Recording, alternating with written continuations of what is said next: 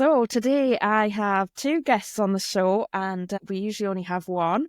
But Katrina and Di, would you like to introduce yourselves? Okay, hi Kelly, and hi everyone. So as you can see by my name, I'm Katrina Biggs, and a couple of years ago I started a Substack, and of course I've got the T-shirt, so I will stand up and show that, called A Bold Woman. And I started this Substack to start recording what was going on in New Zealand around gender ideology, because there was so much going on. And we weren't really, it wasn't really being recorded or written about in one place. So I thought, well, I'll start trying to do that. But of course, I wish I'd started it a couple of years beforehand, actually, because of, stuff has just happened. And anyway, the B''OLD is just a play on words, because I reckon, well, from my experience is that, especially for women, we often get a bit bolder as we get older in many Definitely. ways, And so that's just sort of a play on words. I got to the stage and the age where I just, started caring less about what people thought about me. I wasn't in a position where I had to worry about being my job, my career or anything like that, because I'd been working from home anyway since about 2016. So I just kind of felt that I was in a position I could start doing that, and I could put myself out there as myself, my own name, and I was fine. No one could get me. I mean, a couple have tried, but, really, no one could really get me. And so that's where I am. And just through a subscriber to my blog, I've met you, Kelly, been introduced to you. Yes. So from a subscriber to the podcast as well. So Dusty, who introduced us, is someone who comments on my podcast episodes. Right. Yeah. And Dusty, for those who don't know, is a man. Thought he was a woman for quite some time, but he said he blames Dusty Springfield for that. Yeah, I don't think I've actually met anybody called Dusty, but obviously I've heard of Dusty Springfield, so yeah. Yeah. Okay, that's me. Thank you. Thanks for having us. I'm Di Landy, and I'm the co-founder of Manawahine Korero. Michelle Iriwiaro and I started this as we saw what we called, even though this is a very nauseating sentence, second wave colonisation. Because with this trans movement, they're using our language to make it happen. So, and we're not home to that, it would appear that we're hardliners as well, Kelly. We don't mince our words. And, when we write stuff, if you've read any of it, you'll see we're blunt, we're to the point, and we don't mince our words. Like, Katrina knows, I'm going, well, bro, the haka is not whispered. Yeah, it's not. No, and so, I've been doing this, gosh, I don't know, not the longest of time in New Zealand, but certainly for some time. MWK, I think, is coming up for its 4th year. As far as we know, we are the only native people speaking against this onslaught on our cultures. They attach to our culture to give the illusion and a facade of authenticity and antiquity, and it's all lies. We did not do this. There is nothing in our history that supports this. But as it's happening globally, history's been rewritten to accommodate this. And our biggest rage is against the language that they're using to insert this foreign ideology. And we really rage against men and women's prison. Yeah, it's been happening is a since big problem. 2003 in New Zealand. And, when I think about prisoners, I think, man, these people have nothing. When you get to the stage of going to prison, you have nothing. And people are wanting your piece of nothing. So, yeah, women are very vulnerable in prison, aren't they? Yes, and there's, a lot of statistics and research and stories and tamir about that. So for a lot of these women who do go to prison, this is the safest place for them ever. Yeah, I've heard the same thing, Di. When I was talking, I did an interview with an ex-prisoner. She had been in there, she's since been exonerated, but she was in there for murder.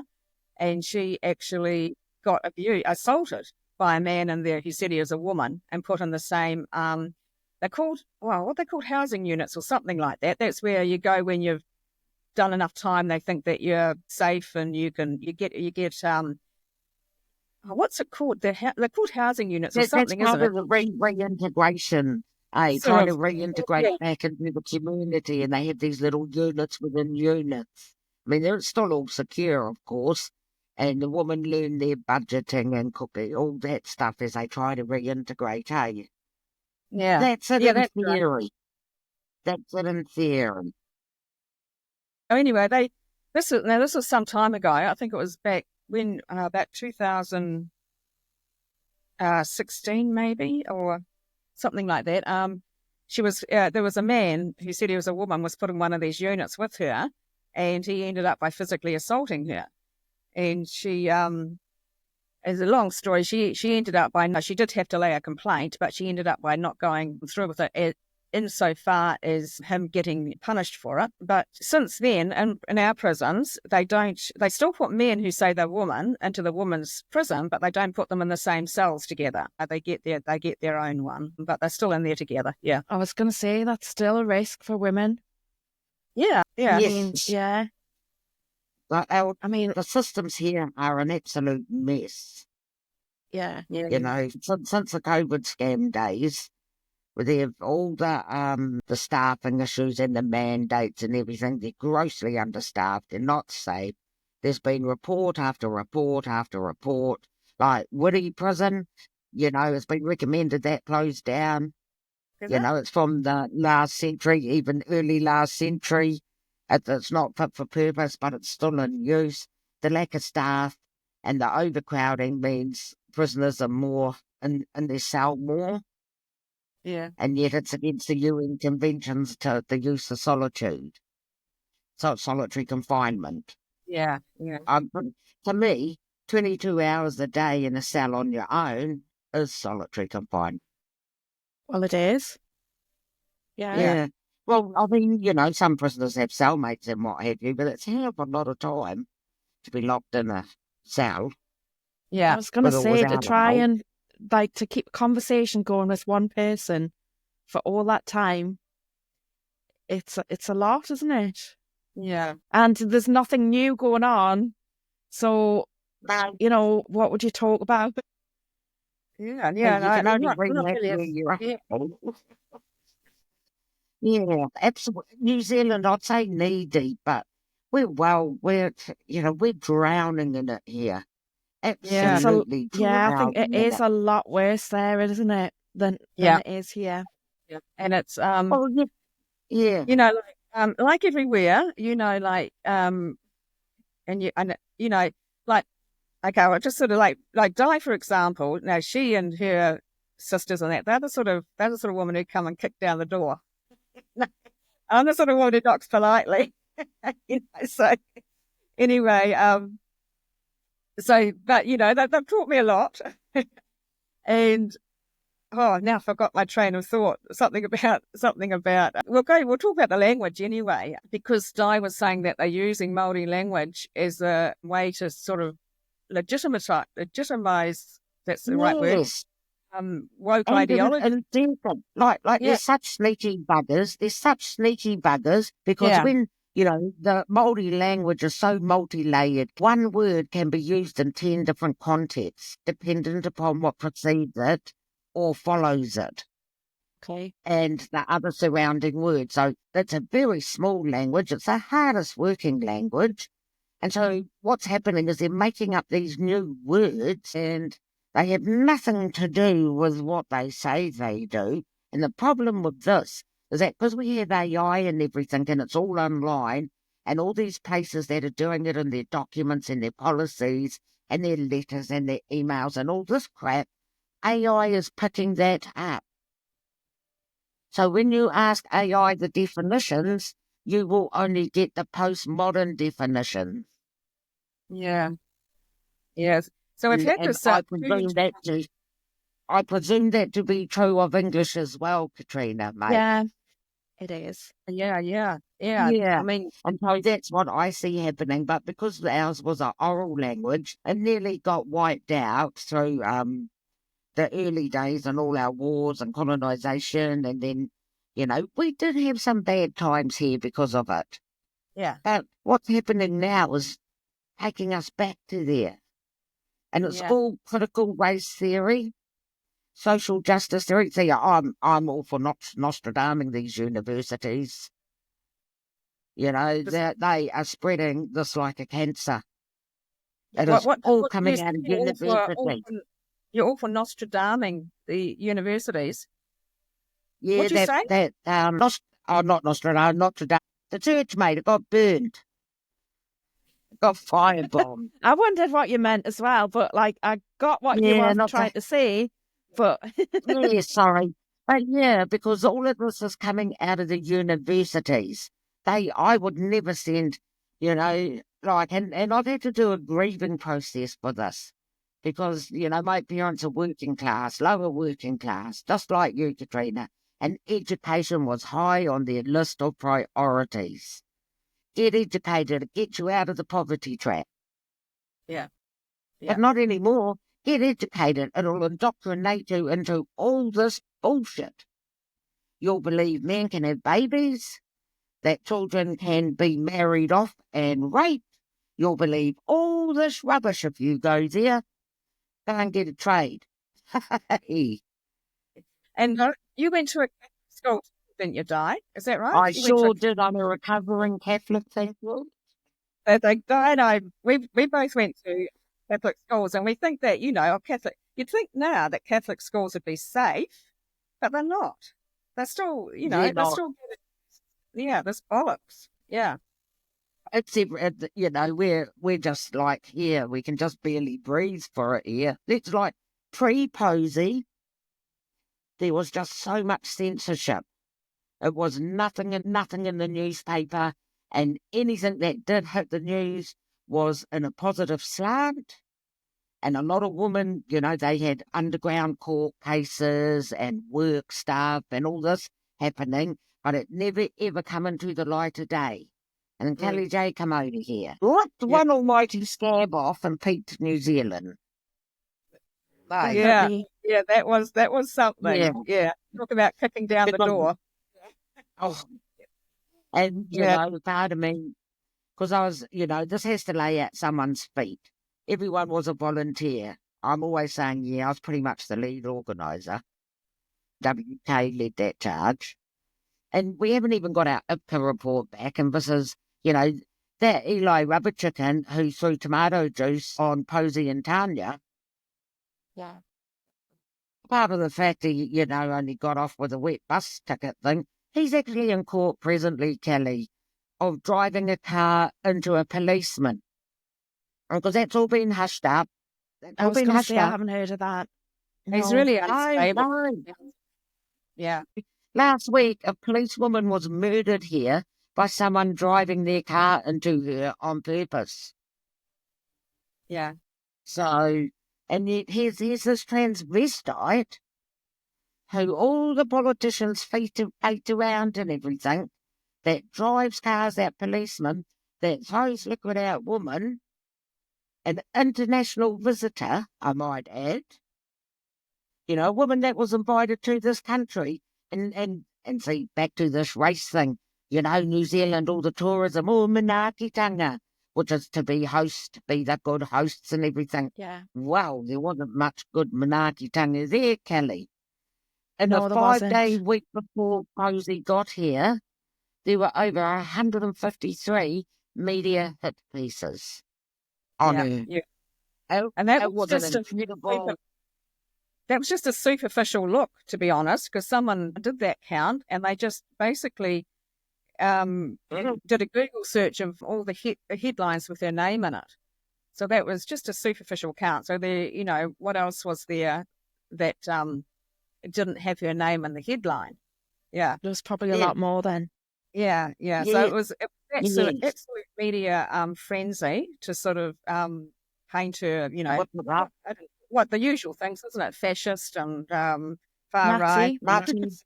and everything like that. Yeah, yeah. And then, the stupid thing is, of course, is that, Dai's Māori and and so Manawa Hini Koriro, a group of Māori women. I mean, there's no way they're going to have anything to do with the fascist. They just hate them. So... They should hate us. We'd be the first in the gulags. Well, none of it makes any sense, does it?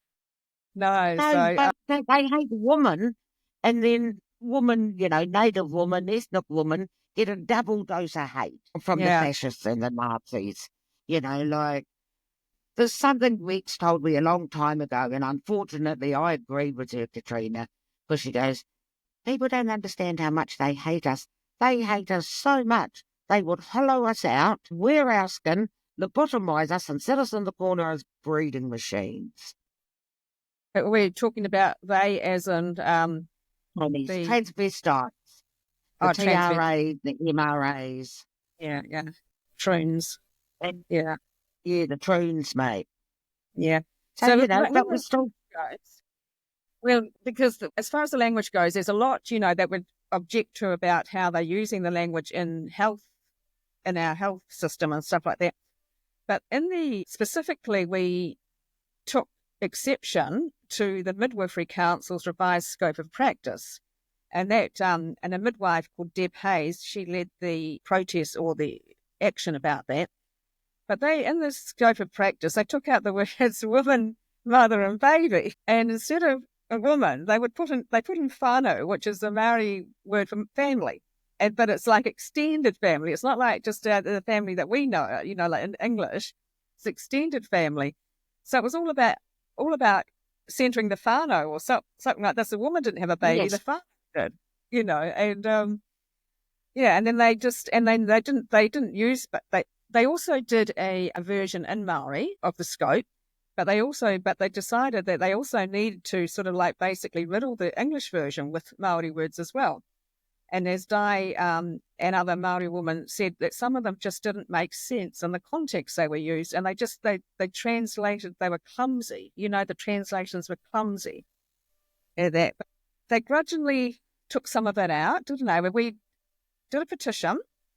As I said, it was led by Deb Hayes, midwife Deb Hayes, did a petition that gained about 7,500 signatures, which is a lot for New Zealand, and it went to Parliament, and there was an MP who accepted it, so that was good.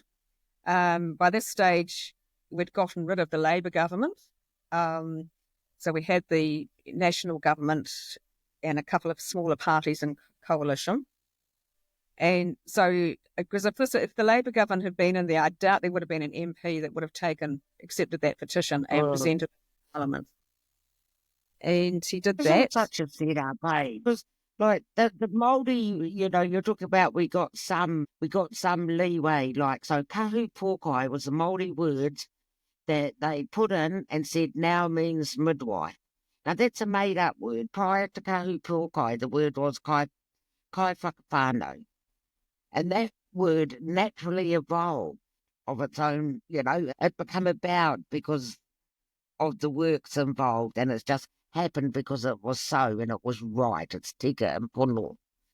So they've taken this naturally evolving word, put in this clumsy kahu pōkai / midwife. And it's through so many documentations, not midwife / kahu pōkai. So they've done it like that for the acceptance of the new word.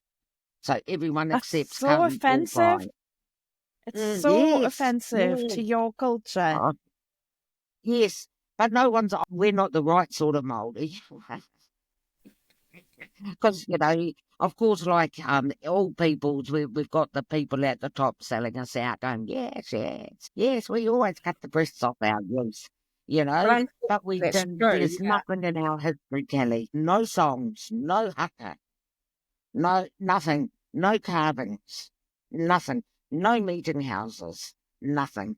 And so when we went to the midwife's submission and supported Deb Hayes, and then only Deb Hayes and Manawahine Korero were invited to submit. Like the first round, 95% was negative feedback. And they ignored it and pushed ahead and ahead and ahead and ahead.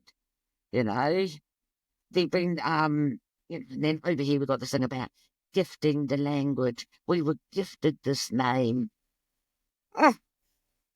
You know, so it's quite a thing, because as Di said, in some situations it's actually very legitimate. You know, you get gifted a name, meaning behind it and everything like this. Like other cases, you know, like money changes hands with the gifting and things like that. And other times it's like, we'll ask the what was it? Someone's husband's gifted the kahu pokai, for mid, I think, or something like that. So it's it's a real real raw. And like the last submission we did, they won't put it up publicly because we were questioning, like, it's so entrenched here, like UPass, our version of WPass is called PASA. When look, their registered officers are out Waikato University. True. Yes. So the guy who runs, he's either the head honcho at PATHA, or which stands for Professional Association of Transgender Healthcare Aotearoa. And the guy who's the head honcho there, and I get a feeling they chop and change a bit, Di. But anyway, his name is Jamie Veal. He's a lecturer or professor at Waikato University, isn't it? And the registered office for PATHA is his office at the university. And I have asked somebody about that, and they because I had to have someone I can ask about legal issues and stuff like that. Yes. They did say that, yes, they can do that as long as it's a physical address where people can go to.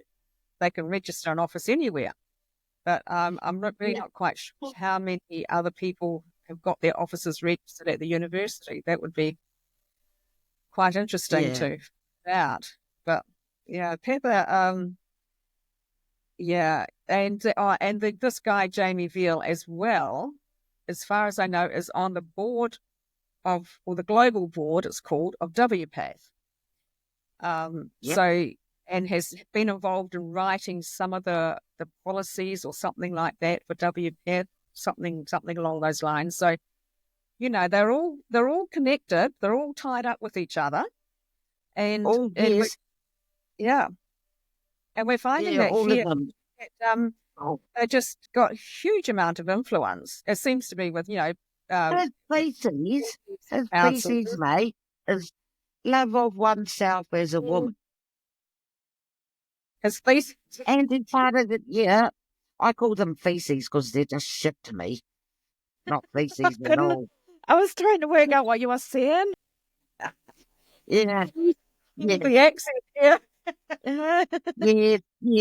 Yeah, so, and he's also part of the unit archive people. Yeah. So and he's also dodgy as hell. That was so shocking for me. Like, I haven't been involved in this for very long. I kind of knew it was going on, but I didn't realise the ramifications. But the WPATH files came out not long after I realised, and I was like, oh my God, how much worse is this going to get? Yeah. And there was a good 6 months where it was just one thing after another. And that was particularly awful. Yeah. Well, they got the guy who helped, stir up the trouble for Posey Parker. His name is Chanel Lau. He's a Fijian Indian. He got given a job with a Labour MP and also in the Labour Party, doing policy research or something like that. He got rewarded for it. Oh, he got the Young New Zealander of the Year from Kiwi Bank. Yeah. He's been rewarded for it. It's just astounding. Yeah. And he was so jubilant. We've got, photos, of him at Posey Parker's rally and obviously video. And he was so jubilant at all the violence and the noise. All the women getting punched. You should have seen his face. He was, the side was euphoric. He was totally euphoric. And so before Posey got here, we had the unhinged Greens, Gloria Golriz-Gaharaman or something, Golriz, who's turned out and lost her job because she's a common thief, stealing shit from the boutique. That Mexican fella, Yes, I can't remember his Kitty, name. who's left because she is a bully. And Elizabeth Kitty is she's Dr. Elizabeth Kitty. She's got some philosophy of art or something. You know, she's one of the selling out the culture. She's a Māori woman and selling us out. You know, so I'd love to know your backhands people get with us. Tell about people the feces. She did a feces, as Di calls it. Yeah, she did a feces, mate.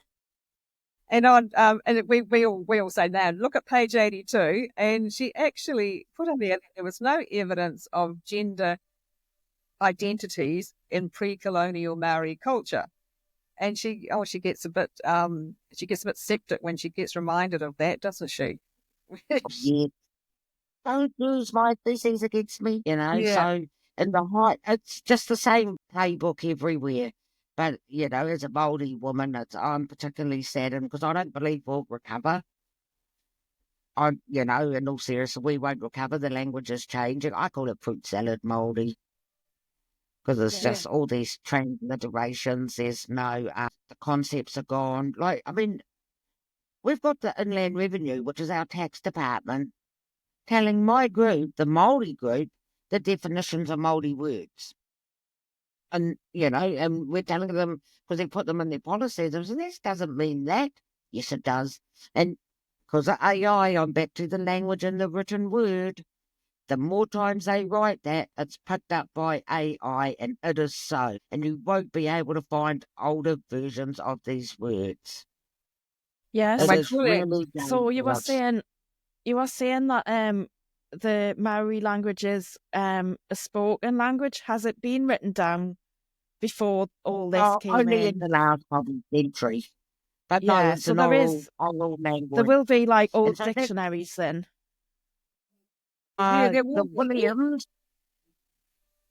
But we're not as old as Celtic or something. We are an oral spoken language in the past. Yeah. A lot of it's written down now. The language has been bastardized and changed. And a lot of the positions, they're putting all these street names and buildings, everyone wants a Māori name.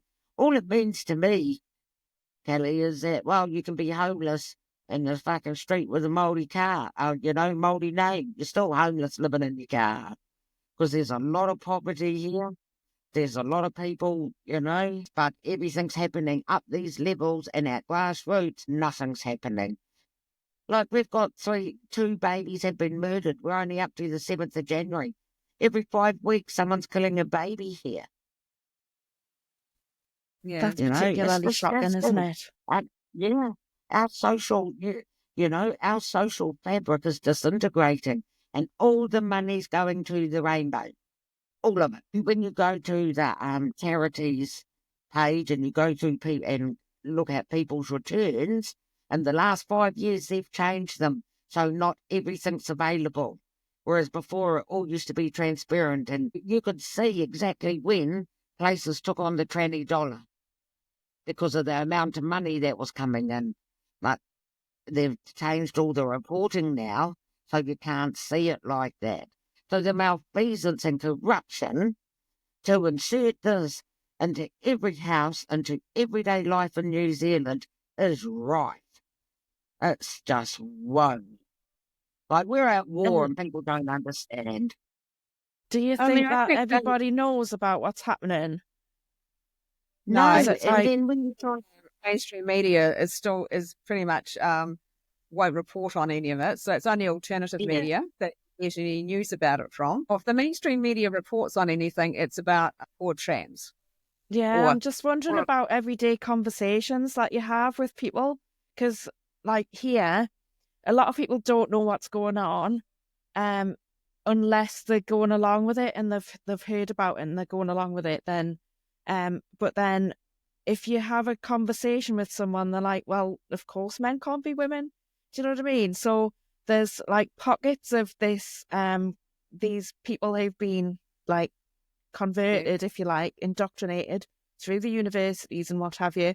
But then you can have conversations with people so they kind of understand because they've seen or they've heard something, and then they're like, really? And that's kind of, since the general election, that's changed a bit more. So before the general election, I'd have conversations with people and they didn't really know. But now people are really aware of it.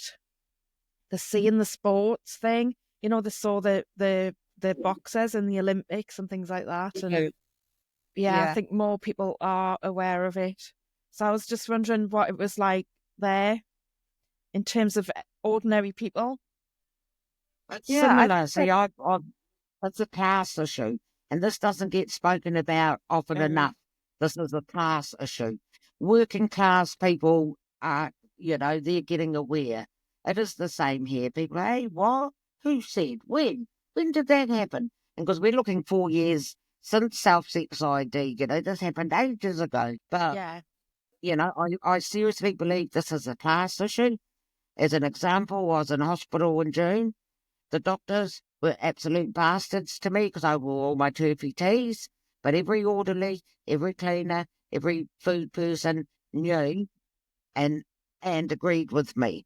But the doctors all know, to the point I was released without any follow-up or follow-up meds. It's really infiltrated here. I think you're right. I think it really is a class issue. That's sort of putting it in a way that I hadn't I kind of knew about the class issue, but to actually just state it bluntly, this is a class issue, was something that... It definitely is. It's the same here. Yeah. Yeah. So when are those politicians going to be in the thrift shops we shop at? They're not. No. They're not going to go to our Kmart or Mackenzie's or the warehouse and try on clothes where these men have been in there masturbating. They're not going to go there.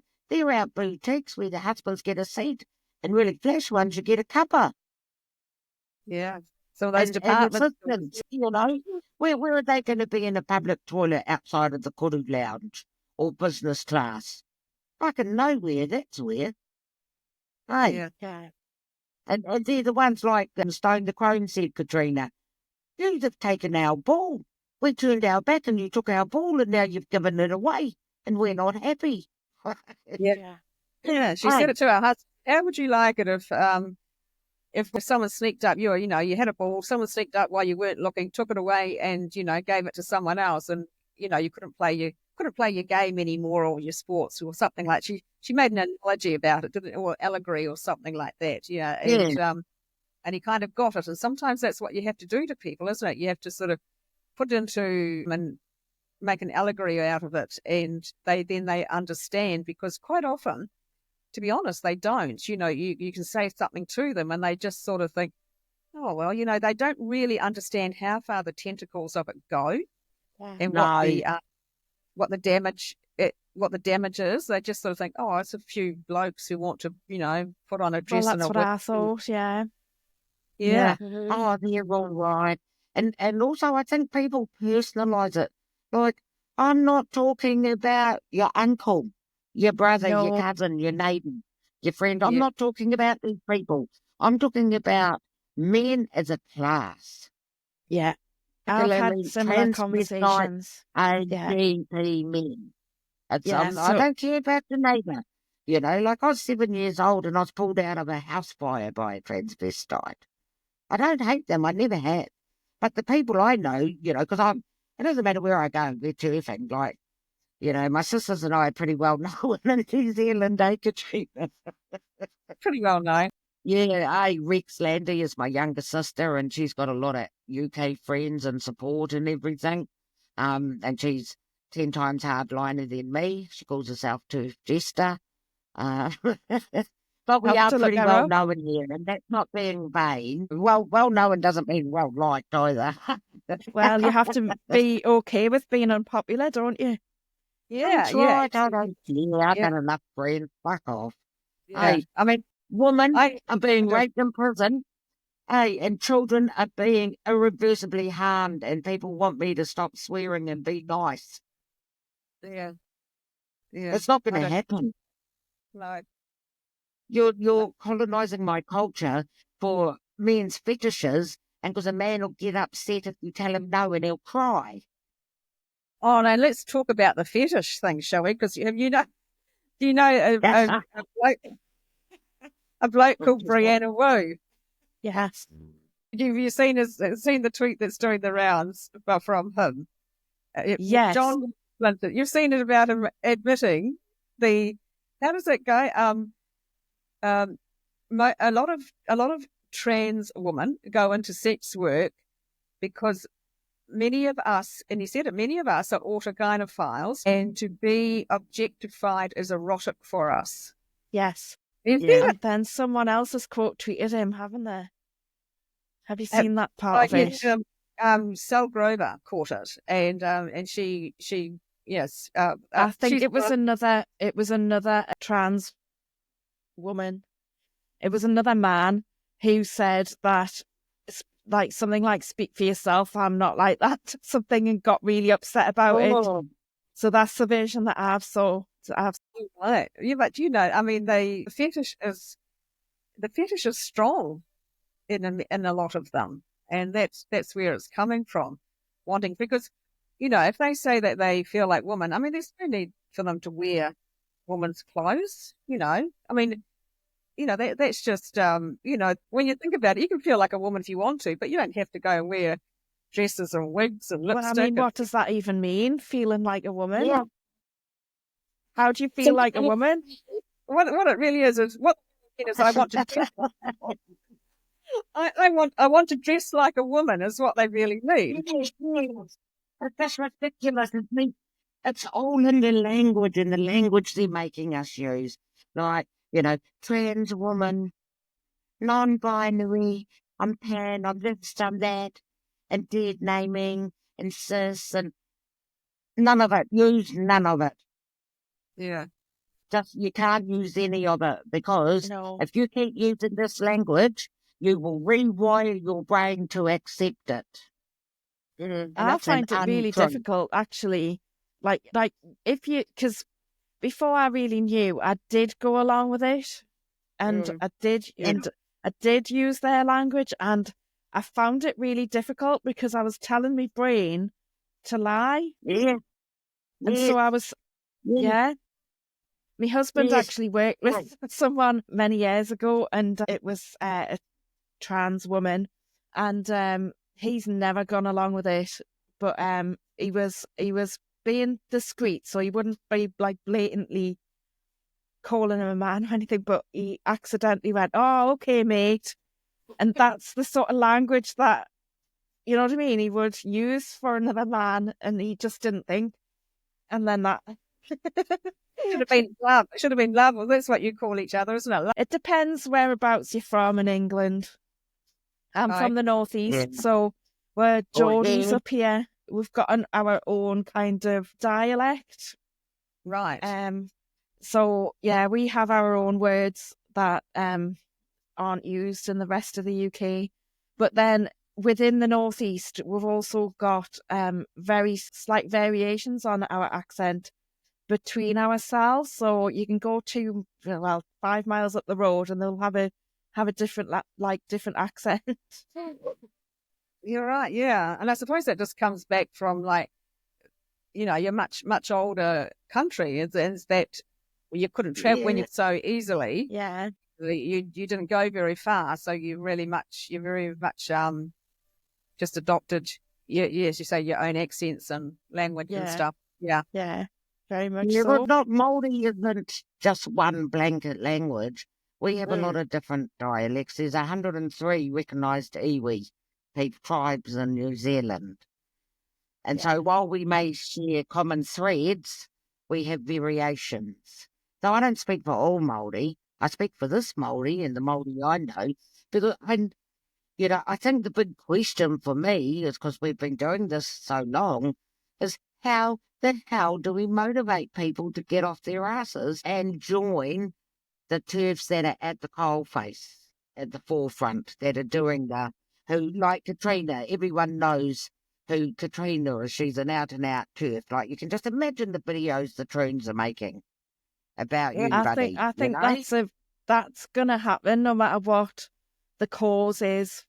You know, there's going to be like people who are more active than others, and I think that's something you just have to kind of accept.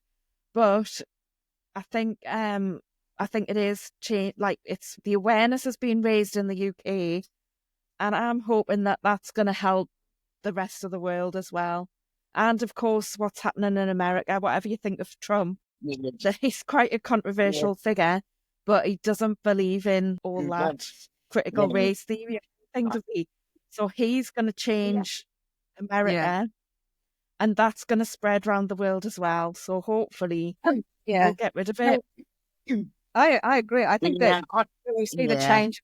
Like, I don't have children, but I have grandnieces, and I think that we will start seeing the change with them more, or maybe even younger. You know, like there's be this whole group of people. Like my belief is that very young girls now and some of them are becoming young teenagers now, they're going to reject gender ideology, and they're going to actually look at their parents and grandparents who went along with it, and they're going to look at them and condemn them for it, not vilify, but they're going to say, how did you let this happen? The backlash.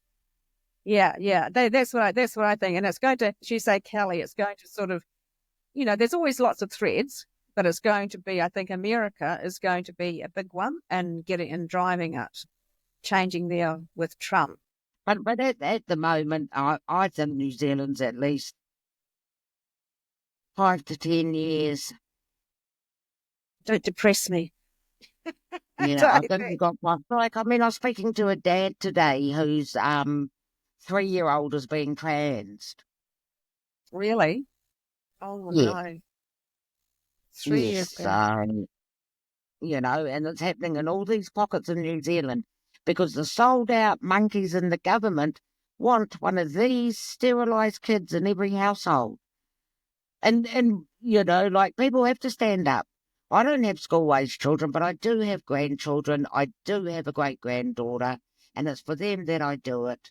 But it does get pretty. I get a bit, hey, man, I don't even have kids at school. They're your kids. Meet me halfway. Like, I'll organise an event and only 5 people will turn up. Yeah. Or, like my sisters and I, we used to go out early hours of the morning and go talking and write messages, and we'd do it 3 or 4 o'clock in the morning so we weren't caught and beaten up because we're old ladies, But it's just, people are just too blasé down here. We're sleepy little hobbitses. So you haven't got, like, networks of women there then, with, like... networks, I suppose. Because here there's like there's a very active out-and-out TERFs, for want of a better way of putting it. And then you've got all these WhatsApp groups and networks of women who all talk to each other. But a lot of them historically wanted to be anonymous because of the backlash. They didn't want to be named or known. There's still women who go to, like, Let Women Speak and say, oh, I can't be seen.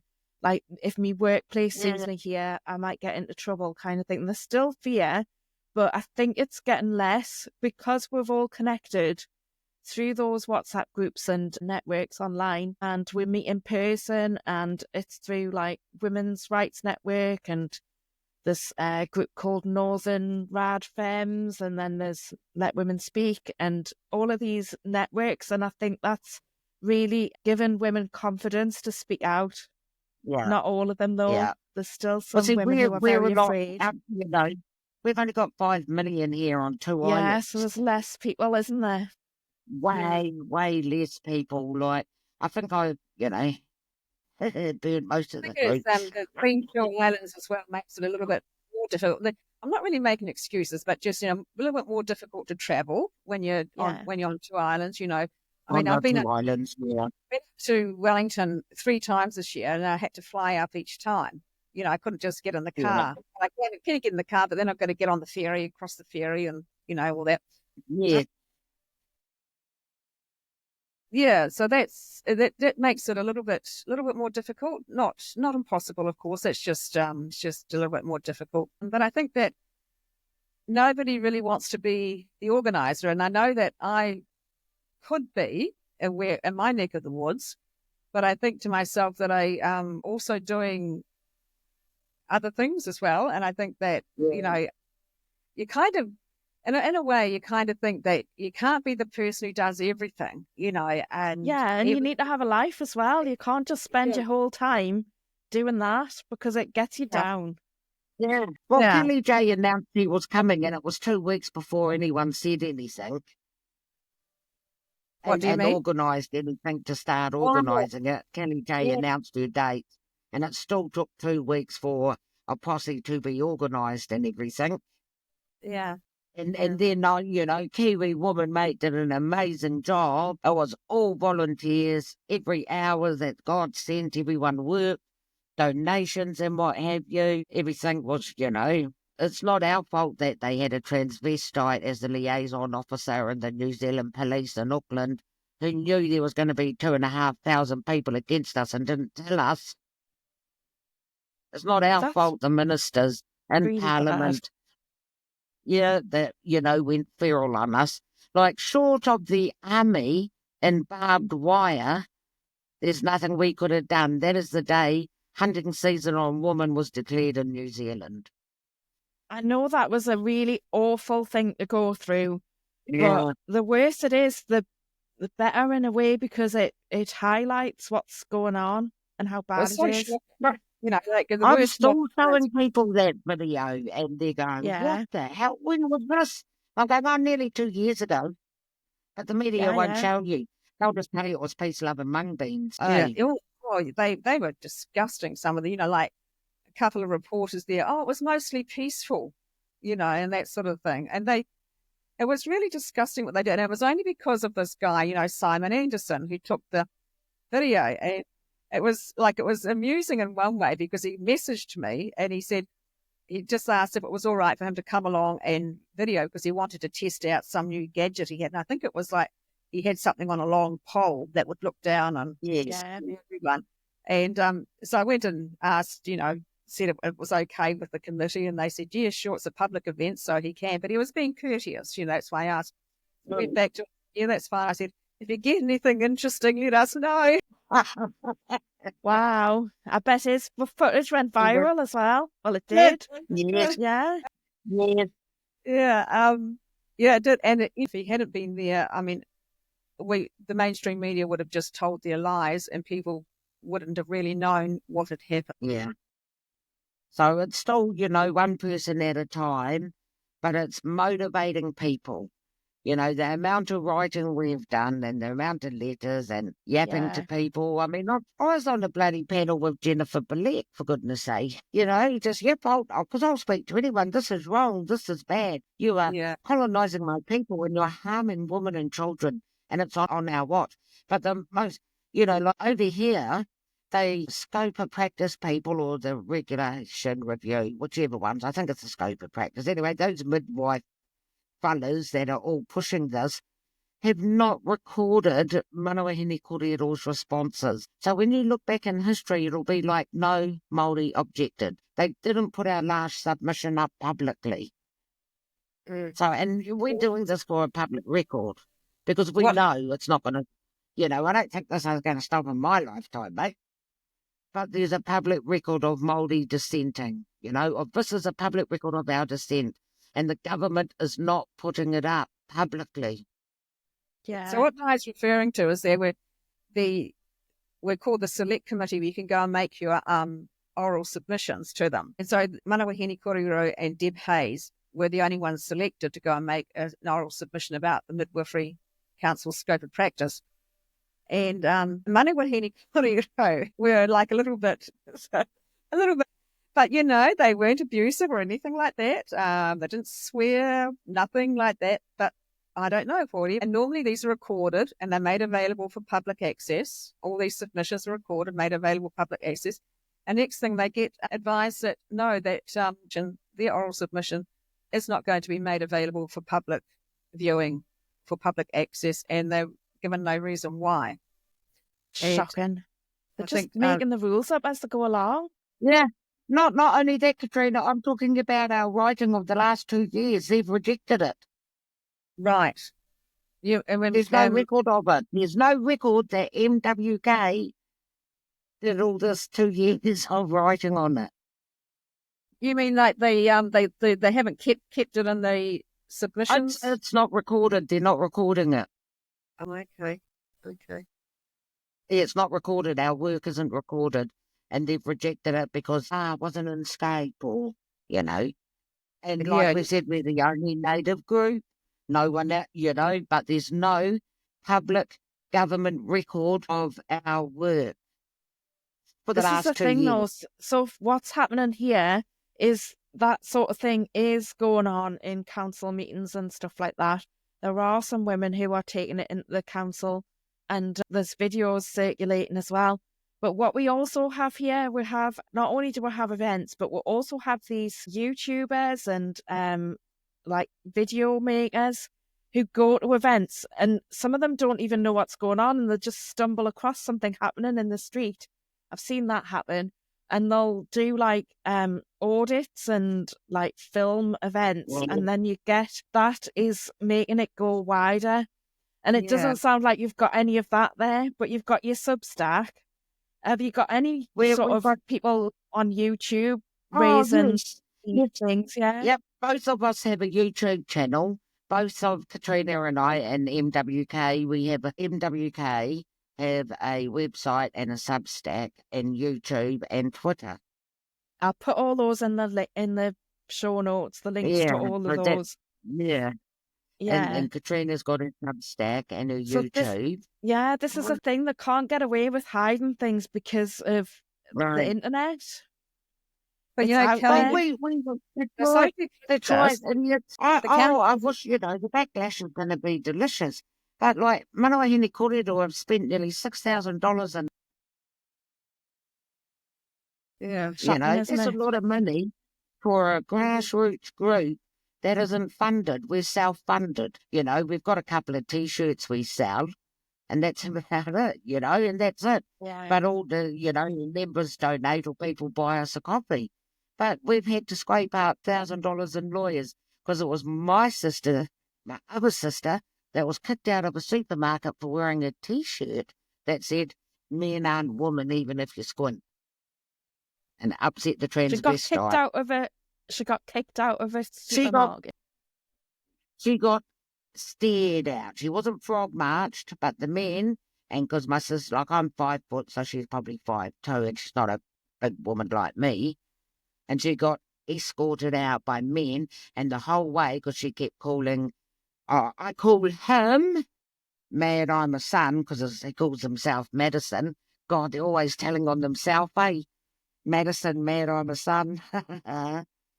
That's the transvestite. He took exception to she just stopped by after work, a lotto ticket, and he took exception to her T-shirt. He was rude and surly, and she's and next thing is she's trespassed. Disabled Māori woman from the supermarket, and we live semi-rural. In a supermarket. Yeah, that's just ludicrous.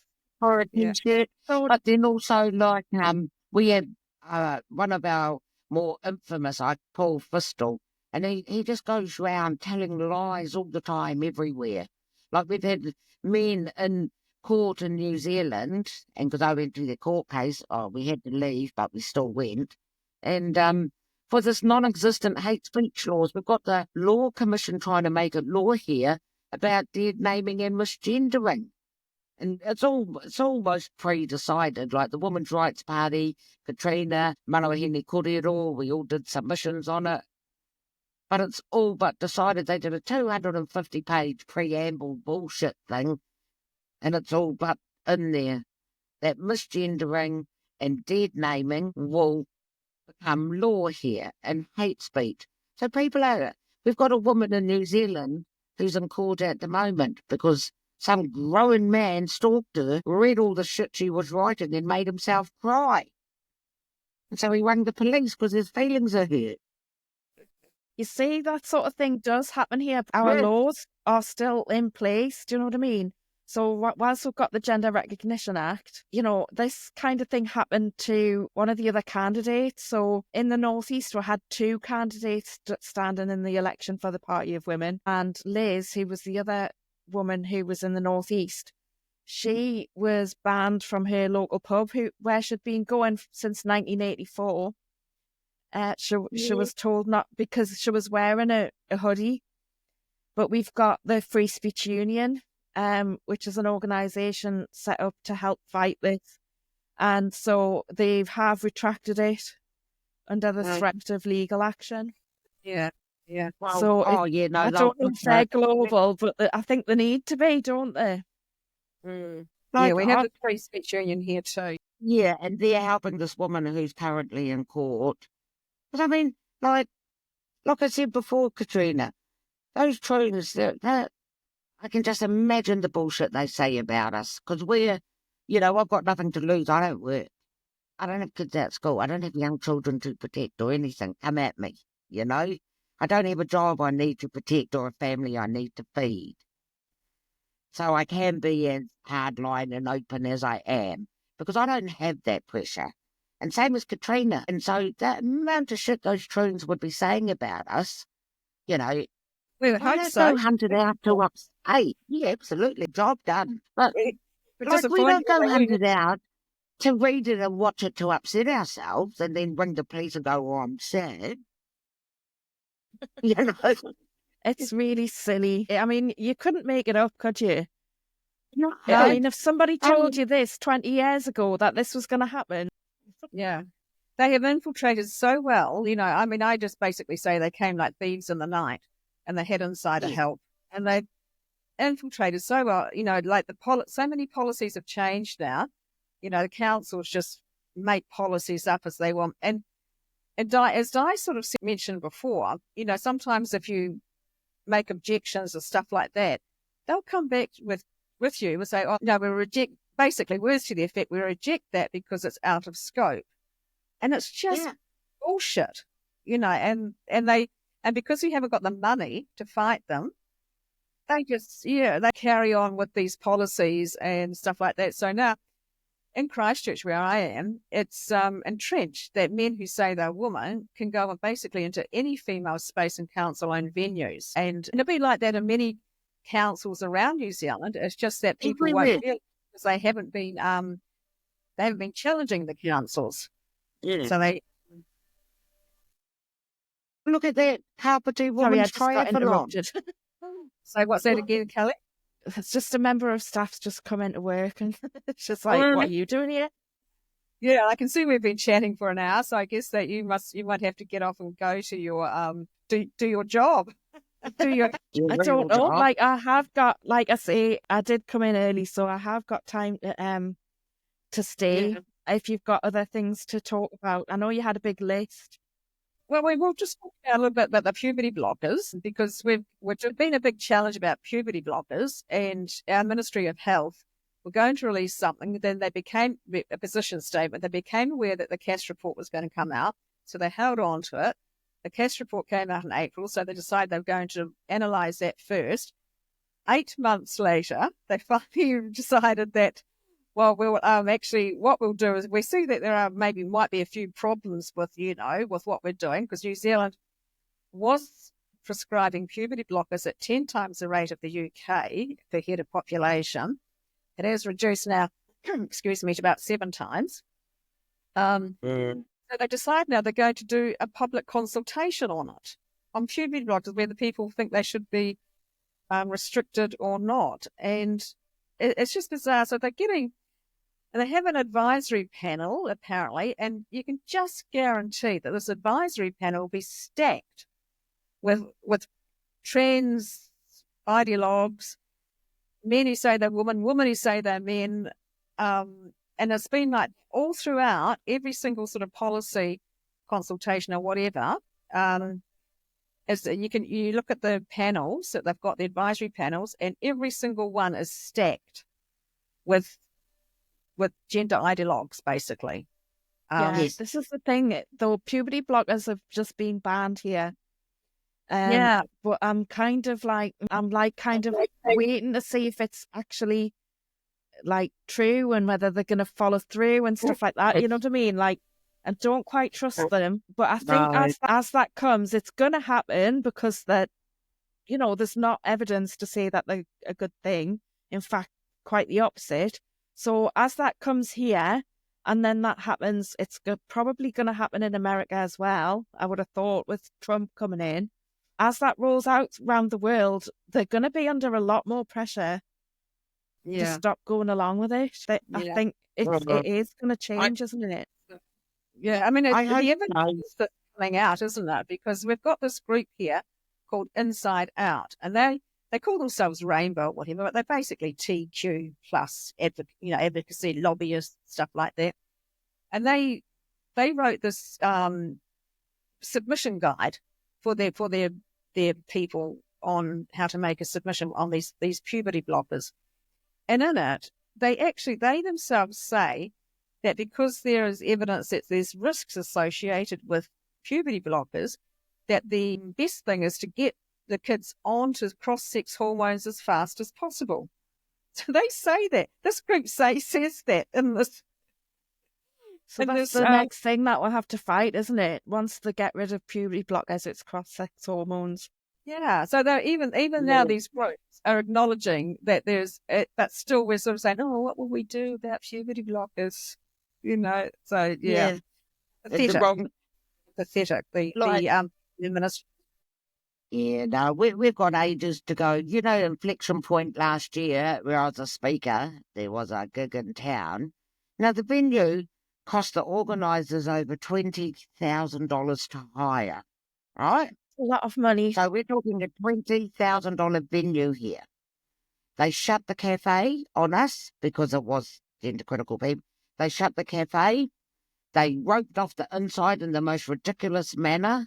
And because I quite often use a walking stick when I have to walk further than my nose. And so you had to go zigzag all around. They didn't service the toilet, so there wasn't, toilet paper and hand wash in all the stations. One of the guest speakers had a bottle of shit and piss thrown at him, and they weren't going to clean it up until, they were yelled out. This is a venue that somebody paid a lot of money for, and because it's the Wellington City Council, this is what they got away with. That's shocking. The Wellington Event Centre. And, it's bad, that Posey's gig. Woman had to walk the gauntlet. They would throw in, there's photos of women being spat at, pushed, jostled. Like, neither Katrina or I were there. I was in Wellington to do the Wellington gig. But even the noise now, when I watch that footage, I have to watch it quiet. We've had it is loud, isn't it? The 72-year-old woman, her eye socket punched out. The 60-year-old man had all his teeth knocked out. We had women having to walk the gauntlet to get out because the police wouldn't come in. And we all know what walking the gauntlet means.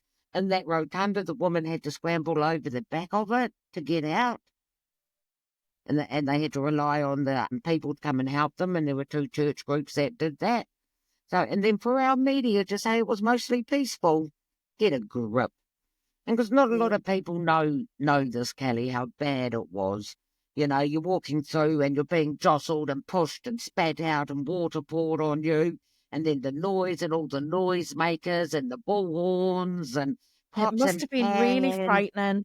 Really frightening. Now, imagine that, hey? Yeah. Yeah, obviously, because I'm closer, I've been to a lot of Let Women Speak events around the country, and I've been to some that are fine, aren't very protested at all, and I've been to ones that have been really protested, and it can be quite intimidating.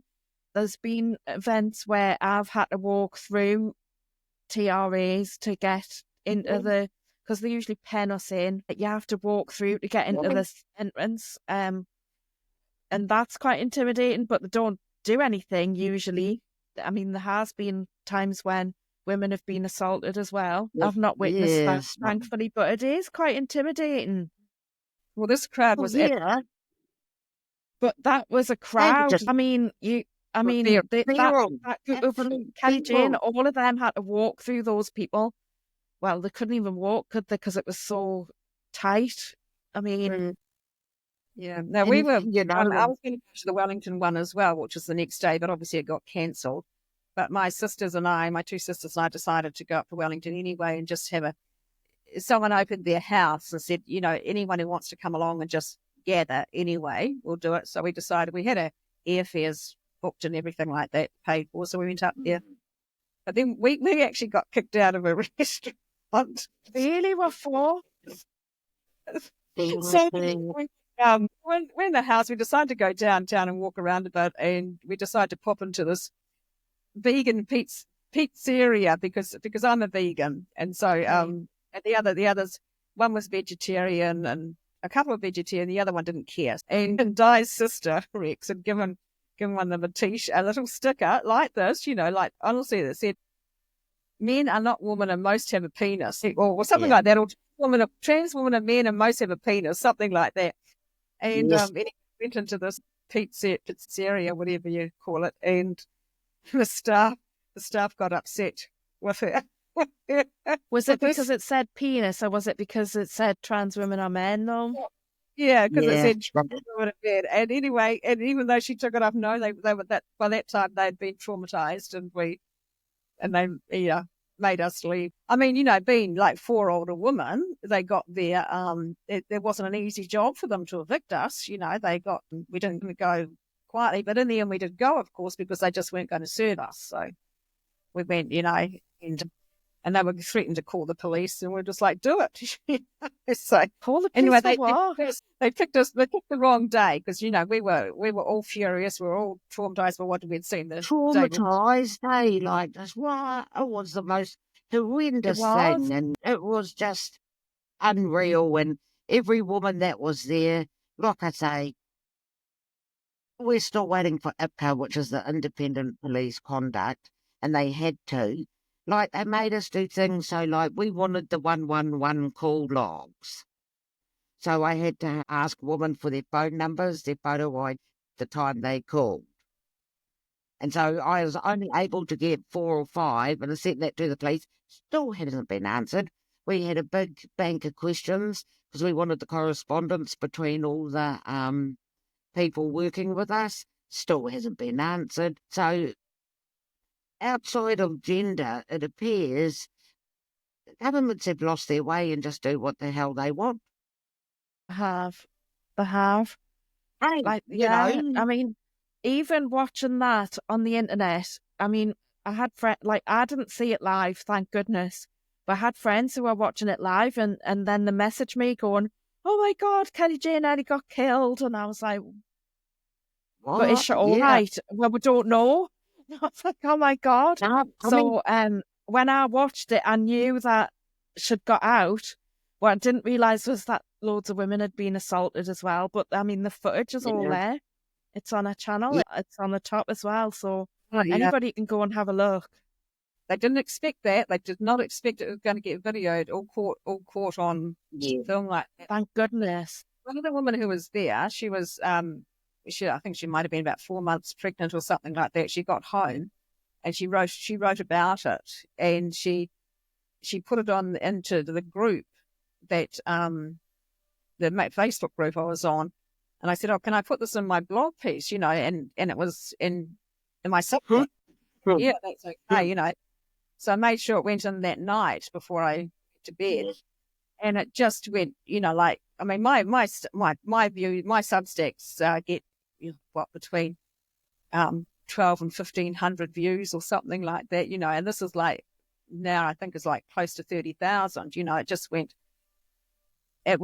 around, you know, global. And it was because of course when she got home and wrote it, she wrote it from a place where she was still, you know, like highly traumatized from it. So I think it really it was quite profound. And I mean, look, they found where Kelly J was. I believe that was the police. Yeah, Who released found her her hotel. Another one. One of the organisers was doxed. So, you know, we'd just spent 6 weeks organising this. And so I drove, 6, 7 hours. Yeah. And, Well, it's so I watching. jump in my car and go and get our organiser because, they knew her flight details, everything. So it was now, drove halfway up the island. And incredible. And there's still, I know women that are still deaf, it's buggered their hearing. And Really? From that event? yeah, from that Wow. event because of the noise, because of all the pots and pans, those bullhorn things, whistles, instruments, loudspeakers. Like, whoa. We had a man, I just call him Gauntlet Man, and he had a she-her badge on, and he came with gauntlet sleeves, and he had his hands wrapped like you would for boxing. Yeah. So This is it what was key. It was, and then, not one political party condemned that violence against women. Not one. Not one. And that was, Not one. and then on that, I think that night, two women who'd been there, had been staunch Labour women, or for so many years, speaking to each other, said, and they basically the next day they left the Labour Party, and they're the ones who co-founded the Women's Rights Party. And they got that registered in time for the general election in 2023. So yeah, they do really sort of like good work, policy work, and put out good commentary on the issues and stuff like that. And good press statements. We acknowledge them. Yeah. I say, yeah, they do great work. When we went and did that suffrage day in town, like I said in that interview, like if I said, about women's rights, we've lost them all, no one was interested.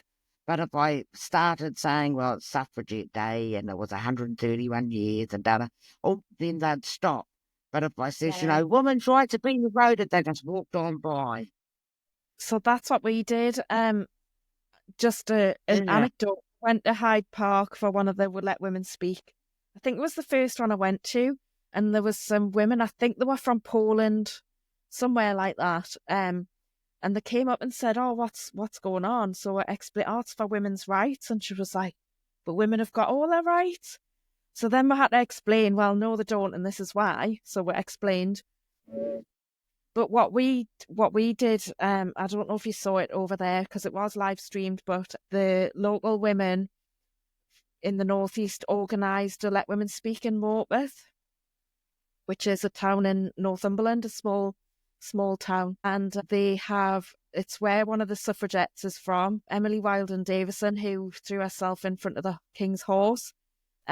She's from Morpeth, so there's a statue of her in the park, and that's where we had the Let Women Speak, and that was really successful because they couldn't say it wasn't for women's rights because that's where it was. The visuals from that were really good. We had some really positive publicity from the local press as well. That was really successful. So I think you're right.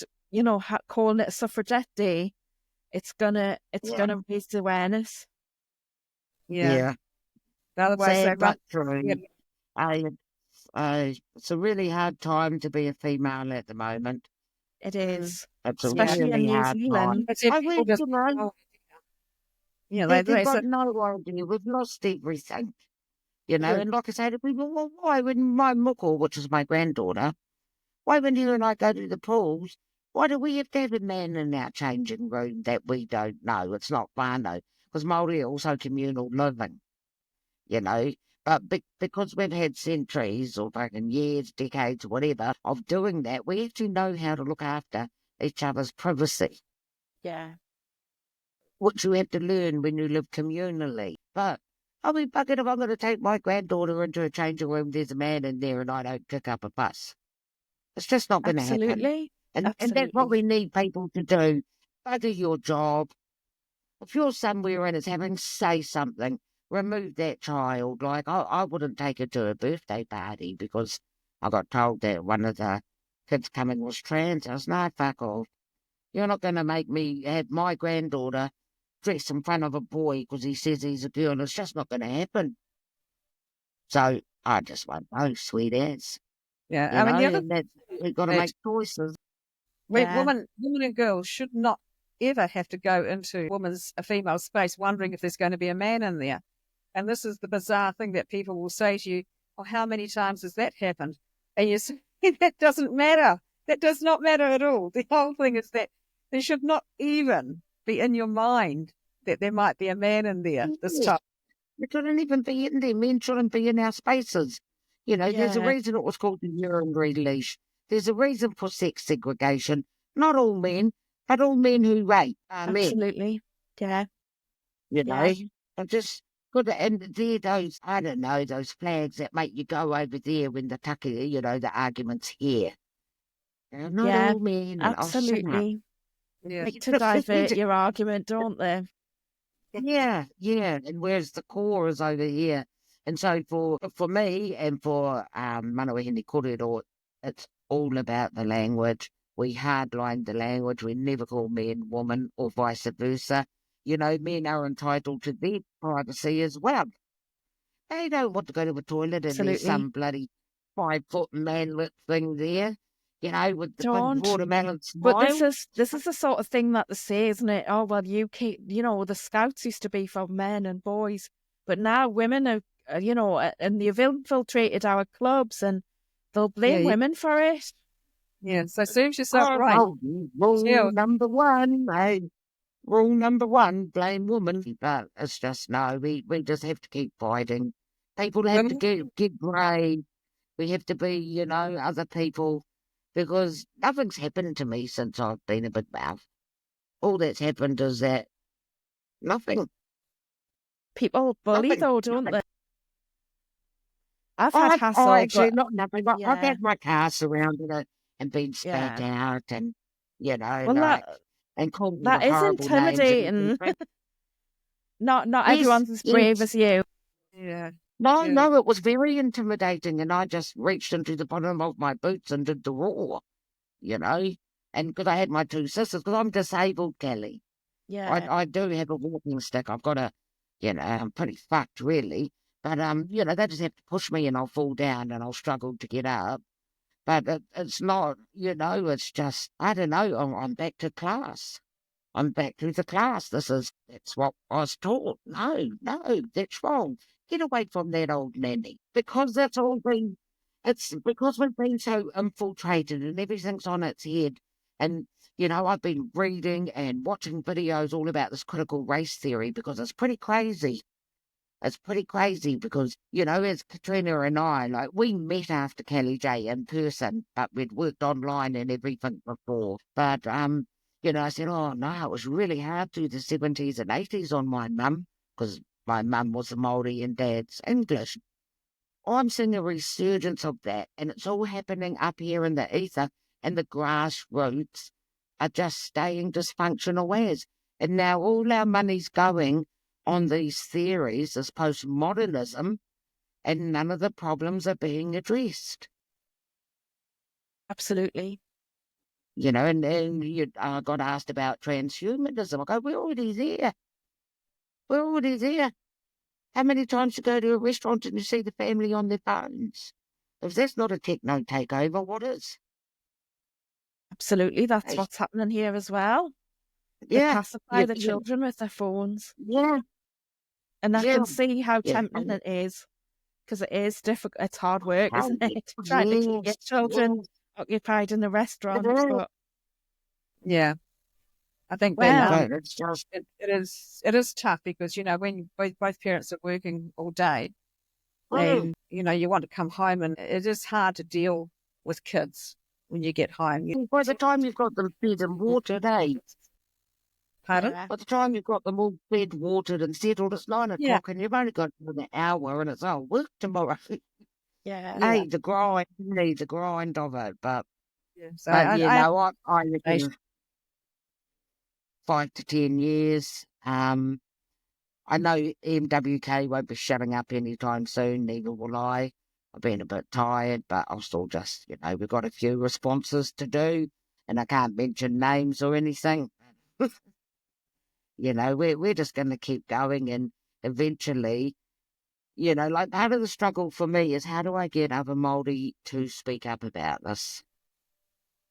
because it's changing all just, our cultural yeah, practices. you just have to keep speaking, and eventually they'll realise, I think. Yeah. Well, I hope so, but I don't. It's one Yeah, conversation at a time, and Yeah. then it I, snowballs. I mean, it's true, yeah, I mean, communication is key. And I know that's quite a glib thing to say. Everyone says, oh, yeah, communicate better, or communicate more.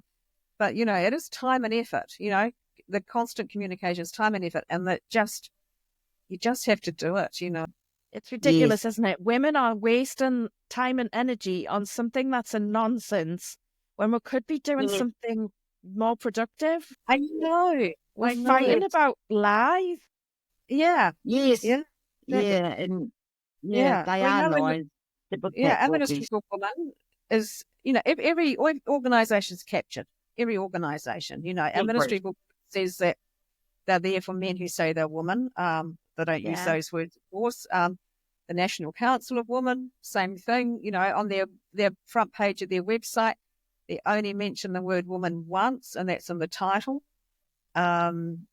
Hospital Yeah. wards are And I mixing. find that it's really difficult to work out which women's groups are going along with this and which ones aren't. I think they're just All about of ours. yeah. All of them. All of I them. mean, have you heard about a group called Zonta, a women's group called Zonta? Yeah, they've been around for a long time, and they're global, and they do really good stuff. And I looked on their website, the global website, and sure enough, they've got there, they accept men who say they're women.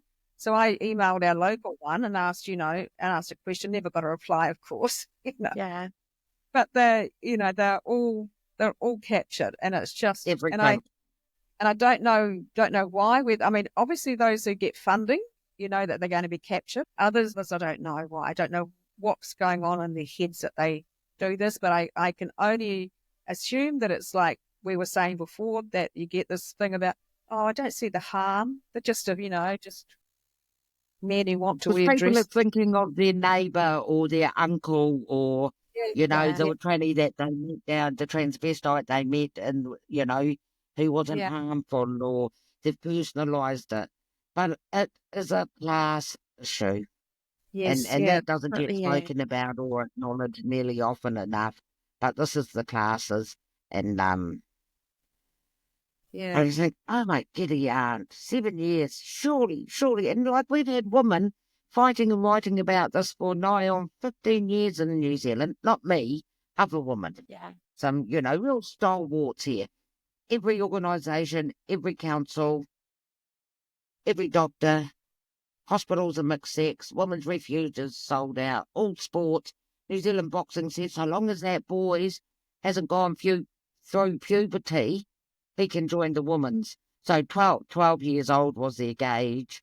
And it was, so, you're going to have to put your kid on puberty blockers if he wants to, it's that sort of bloody tie-in. I just read about Puberty, which is a little district up on the coast here.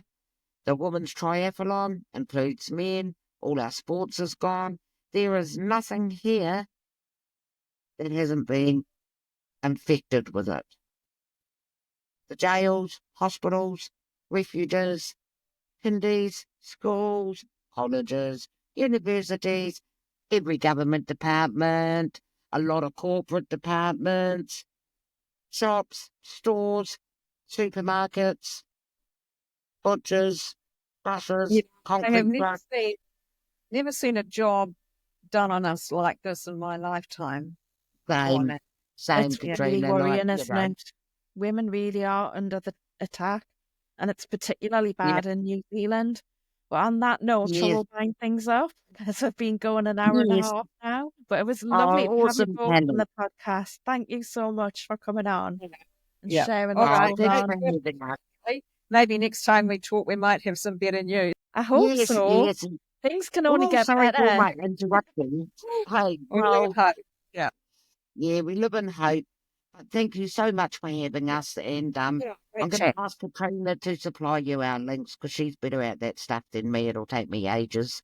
I think I've already got Hey, them, but yes, thank you. fantastic, because and if anyone wants one of these tearfology, because this t-shirt, tearfology, What does it go? Turf, quality of character. This is what I put on my census. This was my religion. Excellent. And I just Thank did this you. whole thing about turfs and UK and this and that, but this is my census. But the back has just got the suffragette colours with turf in the middle. Lovely. Thank you. Right. Yes.